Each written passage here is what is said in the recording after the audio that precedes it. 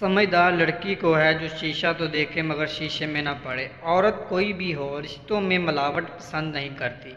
वह जिससे भी प्यार करे इसकी हरकत को हमेशा नज़रों में रखती है।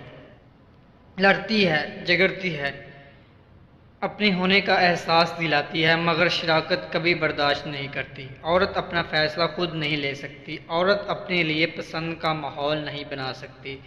औरत खुद को बेगुनाह साबित नहीं कर सकती सिवाय छोड़ने के बाद। जब तक औरत न चाहे मर्द अपनी हद कभी पार नहीं कर सकता। एक लड़की है तो वो सिर्फ अपना घर नहीं छोड़ रही होती बल्कि घर के साथ बचपन, अपने नाज नखरे, अपनी अना और अपना आप भी छोड़ रही होती है।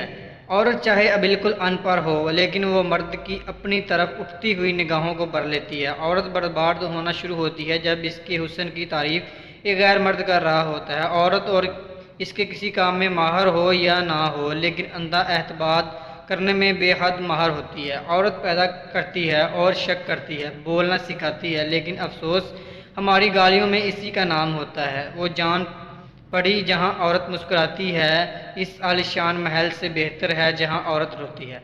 औरत जब मुबासरात करने के लिए बेचैन होती है तो मर्द को दो खास इशारे देती है। अव्वल बिलावजह मुस्कुराना, दोम बिलावजह बोसा लेना।